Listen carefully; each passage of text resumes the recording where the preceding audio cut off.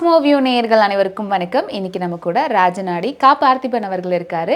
இன்னைக்கு நிகழ்ச்சியில 2025 இருக்கக்கூடிய 4 பெயர்ச்சிகளை பத்தி தொடர்ந்து நிறைய விஷயங்கள் அவர்கிட்ட கேட்டு தெரிஞ்சுக்கலாம். வணக்கம் சார். வணக்கம். எப்படி இருக்கீங்க? நல்லா இருக்குங்க. ஓகே, இன்னைக்கு நிகழ்ச்சியில குரு பெயர்ச்சியுடைய பலன்கள் பார்க்க போறோம். பொதுவா குரு பெயர்ச்சி அப்படின்னாலே நிறைய பேர் சந்தோஷப்படுவாங்க, நிறைய நல்ல விஷயங்கள் நடக்கும் அப்படின்னு. இந்த மாதிரி குரு இந்த 2025 என்ன மாதிரியான மாற்றங்களை கொடுக்க போகுது? குரு மட்டும் இல்லைங்க, அப்படியே ராகு கதையும் சேர்த்து பார்த்தலாம், சனியும் சேர்த்து பார்த்தலாம். ஏன்னா இந்த வரக்கூடிய 2025 மொத்தம் 4மே மாறுது. எல்லாம் குறிப்பிட்ட அதே காலத்திலேயே மாறுது. ஒரு குறிப்பிட்ட ஒரு 3வது மாசத்துல இருந்து 5வது மாசத்துக்குள்ள மாறுது. அப்ப ராகு கேது, இது ராகு மீனத்துல இருந்து கும்பத்துக்கும், கேது கன்னில இருந்து சிம்மத்துக்கும், சனி கும்பத்துலேருந்து மீனத்துக்கும், குரு இங்கேருந்து ரிஷபத்துக்கும், அங்கேருந்து மிதுனத்துக்கும் இந்த மாதிரி ஒரு ஜம்ப் நடக்குது. இதுக்குள்ள வக்ரங்கள் இன்னும் நடக்குதுன்னு வச்சுக்கலாம். இப்போ இந்த 4 கிரகங்களும் சேர்ந்து என்ன செய்யுது அப்படின்னு பார்க்குறப்ப இதை நீங்கள் ராசியாக பார்க்காம, மேசராசி நேர்களே ரிஷபராசி நேர்களே பழைய உருட்டாமல் உண்மையிலேயே இப்போ ஒரு வீடியோ பார்க்குறோன்னா அந்த வீடியோவில் ஏதாச்சும் ஒரு உருப்படி ஏதாச்சும் செய்யணும் இல்லைங்களா? சாதாரணமாக நீங்கள் காலண்டர் பேப்பரில் கிளிக்கிற மாதிரி தனுசு வரவு மகரம் செலவுன்னு போட்டுக்கிட்டு ஓட்டக்கூடாது. அப்போ டெக்னிக்கலாக பார்க்கும் பொழுது இந்த கிரக பயிற்சிகள் அப்படிங்கிறத எப்படி பலன் சொல்கிறாங்க அப்படின்னா, ஒரு ராசியில் ஒரு கிரகம் இருந்து அந்த கிரகத்தை இன்னைக்கு வரக்கூடிய ராசியில் இருக்கக்கூடிய கிரகங்கள் என்ன செய்யும் அப்படிங்கிற பேசிஸில் பார்க்கணும். அது ஒரு லாஜிக். இப்போ பொதுவாக இவங்க சொல்லக்கூடிய ராசி பலன்கள் என்ன சொல்கிறாங்கன்னா, அவங்க இருக்கக்கூடிய ராசிக்கு இப்போ இருக்கக்கூடிய கிரகம் எத்தனாவது ராசிக்கு வருது, அந்த பாவக பலன்கள் 8ல் அந்த பிரச்சனை, 9ல் அந்த பிரச்சனை, 10ல் அந்த பிரச்சனைன்னு சொல்கிறாங்க. அது லாஜிக் இல்லை. ஏன்னா வெறும் சந்திரனுக்கு மட்டும் எத்தனாவது யூஸ் இல்லை. அப்போ என் ஜாதகம் எடுத்துக்கிட்டோம், என் ஜாதகத்தில் 9 கிரகங்கள் இருக்குது.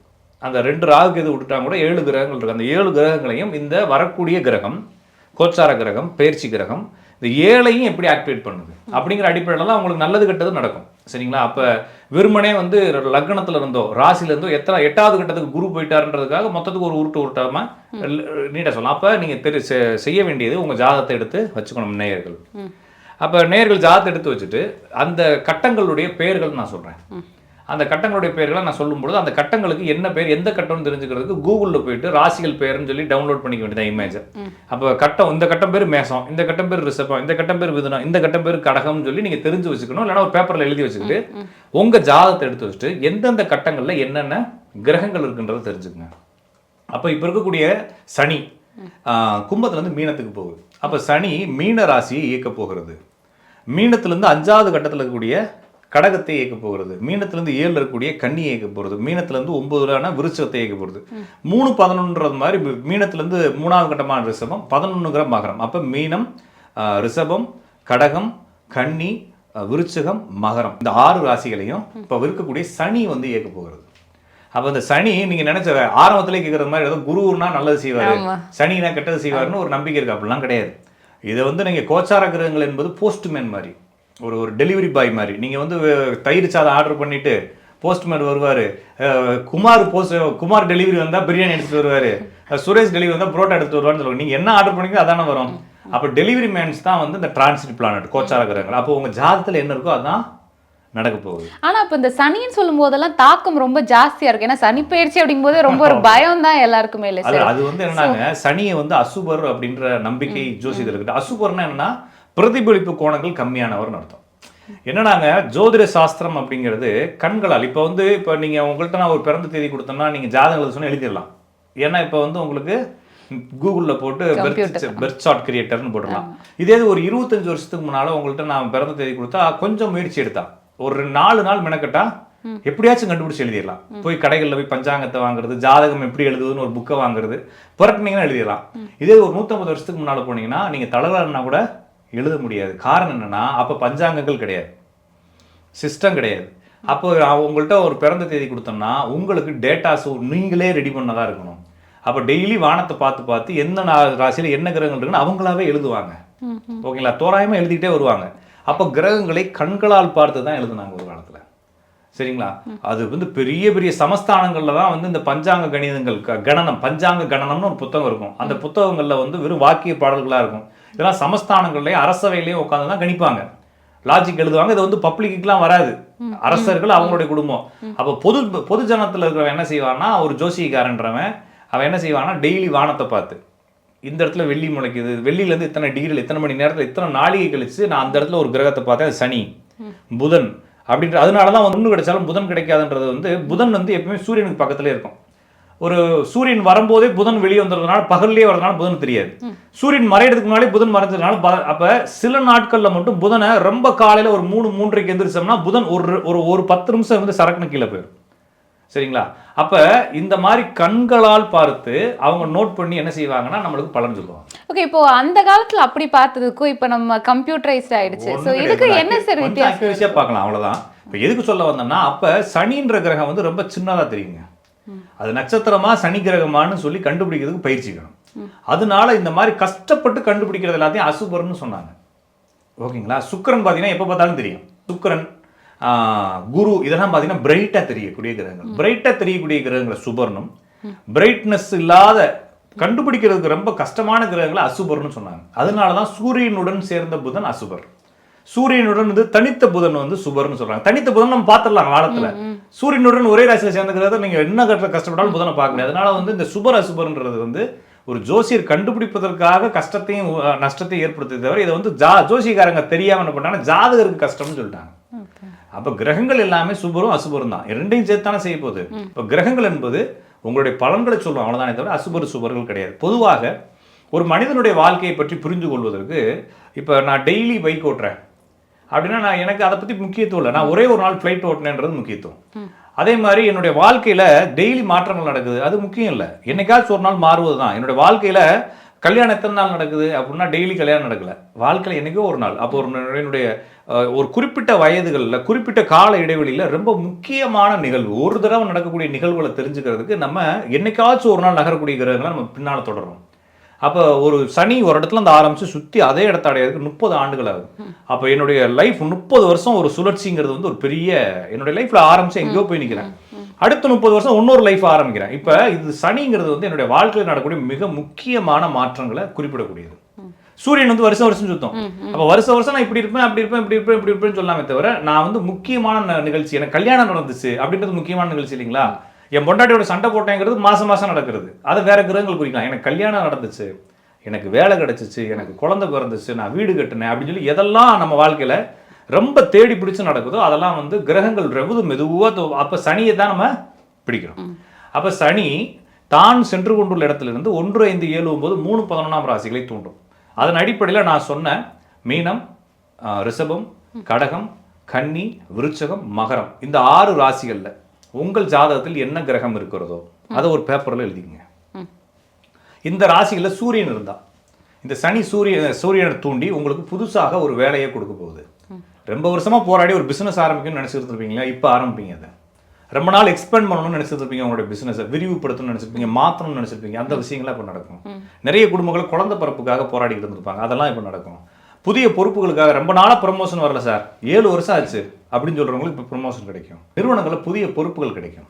அப்போ இந்த புதிய பொறுப்புகள், வேலை மாற்றங்கள், வேலை முன்னேற்றங்கள், பதவி உயர்வுகள், தொழில் விரிவாக்கங்கள், இது மாதிரி எல்லா நல்ல விஷயங்களும் இந்த சனி வந்து உங்களுடைய ஜாதகத்தில் கூடிய இந்த 6 ராசிகளோட சூரியனை பார்ப்பதால் கிடைக்க போகுது. ஓகே, அதே மாதிரி ஒரு சந்தேகம் சார். இப்போ சிலவங்க வந்து நிறைய முயற்சிகள் எடுப்பாங்க, ஒரு தொழில் தொடங்குறதாகட்டும் இல்லை புதுசாக ஏதாவது பண்ணணும்னு. ஆனால் அவங்களுக்கு தொடர்ந்து நிறைய தடைகள் இருக்கும். ஏன்னா ஒரு விஷயம் நம்ம பண்ணணும்னு நினச்சா அது உடனே நடந்துராது. ஆனால் சிலவங்க பண்ணணும்னு நினச்சிட்டு இருந்திருப்பாங்க, அவங்க எதுவுமே பெரிய எஃபர்ட் போட்டிருக்க மாட்டாங்க, அது தானாகவே நடக்கும். இதற்கு கிரகத்தினுடைய இணைவு ஒரு காரணம். ஜாதகத்தில் கூடிய கிரகங்க. இப்போ என்னுடைய விதின்னு ஒன்று இருக்கு இல்லைங்களா, என்னுடைய விதி உங்களுடைய விதிங்கிறது தான் இதில் பிரதானம். அப்போ எனக்கு நடக்கும்னா நடக்கும், எப்போ நடக்கும்னு தெரிஞ்சுக்கிறது தான் பயிற்சிகள் எடுக்கிறோம். சரிங்களாங்களா? இப்போ என்னுடைய ஜாதத்துல என்ன நடக்கும்ன்றது எழுதியிருக்கும், அந்த விஷயங்கள் நடக்கும்னா எனக்கு நடக்கும். அது ஏதாவது கிரக இணைவுனால ஒவ்வொரு விஷயத்துக்கும். இப்போ ஒருத்தருக்கு நல்லா சம்பாரிச்சு நல்லா செல்வமா இருக்கணும்னா சனி சுக்கிரன் நினைவு இருக்கணும், நிறைவா இருக்கணும்னா குரு சனி நினைவு இருக்குன்ற மாதிரி ஒவ்வொரு பிரச்சனைக்கும் ஒவ்வொரு நன்மைக்கும் எல்லாத்துக்கும் கிரக இணைவுகள் இருக்கு. ஒருவேளை நான் சொல்லக்கூடிய கிரக இணைவுகள் இருந்து இப்போ ஒருத்தருக்கு வந்து சூரியன் பவர்ஃபுல்லா இருக்குன்னு வச்சுக்கோங்களேன். உதாரணத்துக்கு சூரியன் வந்து சந்தியில் இருக்குன்னு வைங்களேன். சந்தினா வந்து ஒரு ராசியினுடைய ஃபர்ஸ்ட் 2 டிகிரி, இறுதி 2 டிகிரி. ஒரு தமிழ் மாசத்தினுடைய முதல் 2 தேதிக்குள்ளோ அல்லது இறுதி 2 தேதிக்குள்ளோ ஒருத்தர் பிறக்கிறாருன்னா அவருக்கு ஆல்ரெடி டிஃபால்ட்டா சூரியன் வந்து ஏதாச்சும் ஒரு ராசியினுடைய சந்தியில போய் நின்றோம். இப்போ அவருக்கு வந்து ஒரு அரசு தொழிலுக்கு போகணும்னு ஆசை இருக்கு, இல்லைன்னா சுய தொழில் பண்ணணும்னு ஆசைப்படுறாரு. இப்போ அவருக்கு இப்போ நடக்கக்கூடிய கிரக பயிற்சிகள் அவருக்கு என்ன வேலையை கொடுக்கணும்னா அவருக்கு அரசு வேலையவோ சுய தொழிலையோ கொடுத்துரும். இப்போ ஒரு ஜாதகத்துல அப்படிலாம் எதுவும் இல்லை அப்படின்றப்ப அவருக்கு இந்த சனி கிரகங்கள் என்ன மாற்றத்தை கொடுக்கும் அப்படின்னா அவருக்கு ஒரு வேலை கிடைக்கும். அப்ப ஜாதகத்துல எது பிராப்தமோ அது நடக்கும். அந்த பிராப்தத்துல இப்போ ஒருத்தனுக்கு கோடீஸ்வரன் ஆகணும், ஒரு பெரிய லாட்டரி அடிக்கணும்னு ஒருத்தனுக்கு விதி இருக்கு.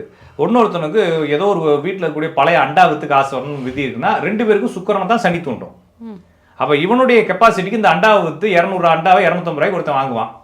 அவனுக்கு வந்து 2000 கோடி சொத்து 2500 கோடிக்கு வித்துருவான். அப்ப 2 பேருக்கும் பிராப்தம் எதுவோ அது நடக்கும். ஆனா இந்த காலத்துல நடக்கும் கண்டுபிடிக்கிறதுக்கு அப்ப என்னுடைய ஜாதகத்துல என்ன விதியோ அதை நான் புரிஞ்சுக்கிட்டு எந்த விதி எப்போது நடக்கும்னு தெரிஞ்சுக்கிறதுக்கு இது. அப்ப எப்போது நடக்கும்னு சொல்லக்கூடிய ஸ்டாண்டர்ட் டிசைன் லாஜிக் வந்து ஒண்ணுதான். சுக்கிரனை சனி தூண்டுச்சுன்னா காசு வரும், சூரியனை சனி தூண்டுச்சுன்னா வேலை கிடைக்கும்.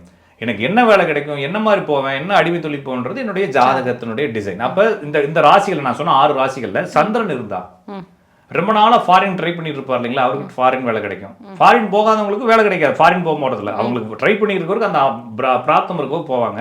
வீடு கட்டுறது, அம்மாவுக்கு கொஞ்சம் முன்னேற்றங்கள் வருது, இடம் மாற்றங்கள் பண்ணிக்கிறது. ஏதாச்சும் வயசானவங்க கரெக்டாக ஒரு 50-55 வயசுல இருக்கவங்க யாத்திரை போகணும்னு நினைப்பாங்க, அவங்க யாத்திரை கிளம்புறது, வீடுகள் புனரமைக்கிறது, இது மாதிரி விஷயங்கள்லாம் நடக்கும்.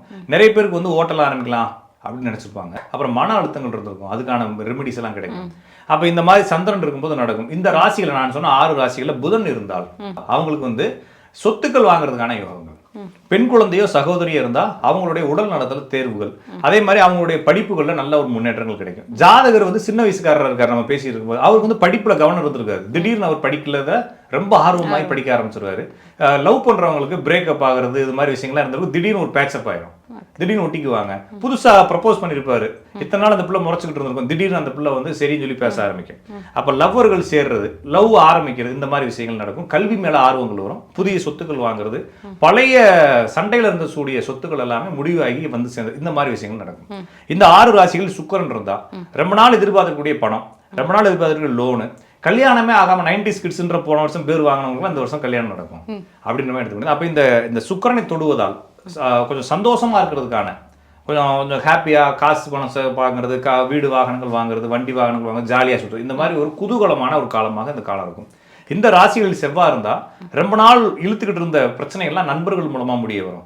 ரொம்ப நாள் வீட்டில் இருக்கக்கூடிய நோய் தொற்றுகளுக்கெல்லாம் மருந்துகள் கிடைக்கும். ஏதோ கடன் எது கேட்டிருப்பீங்க, லோன் ப்ராசஸ் பண்ணியிருப்பீங்க, அதெல்லாம் கைக்கு வந்து சேரும்.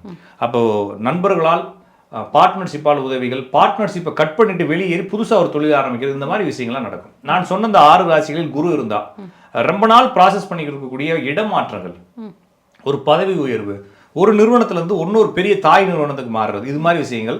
ரொம்ப நாளா ஒரு மென்டார் இருந்தால் நல்லா இருக்கும், ஒரு அட்வைசர் இருந்தால் நல்லா இருக்கும்.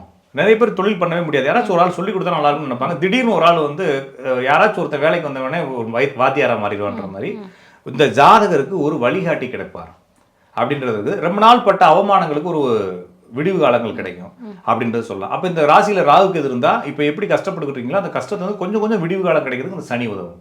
அப்ப இந்த 6 ராசிகள்ல இதை பார்த்தா சரிங்களா. மீதி 6 ராசிகள் இருக்கு இல்லையா, மேசம், மிதுனம், சிம்மம், துலாம், தனுசு, கும்பம், இந்த 6 ராசிகள்ல இப்ப இத்தனை நாள் சனி இருந்தது, இப்ப ராகு கேது ஏறப்போகுது. இந்த ராசிகளில் ராகு கேது சனி குரு இந்த 4ம் சேர்ந்து உங்க ஜாதகத்தை எப்படி இயக்கணும்னு சொல்லி 12 ராசிகளும் சொல்லியிருக்காங்க.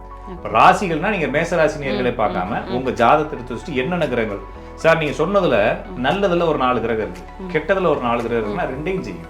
இப்படிதான் நடக்க போகுது. அப்ப 2025 அப்படிங்கிறது முழுக்க இப்படிதான் இருக்க போகுது. 2025 மட்டும் இல்ல 2026 பாதி வரைக்குமே இந்த விஷயங்களை நீங்க அப்ளை பண்ணி புரிஞ்சுக்கலாம். மேக்சிமம் நம்மளுக்கு பொருள் ஆதாயங்களை செய்யும். இது வந்து இந்த ராகுக்கு எதுவும் நம்மளுக்கு எல்லா உண்மைகளையும் வெளிப்படுத்துவதற்காக அதனுடைய எல்லா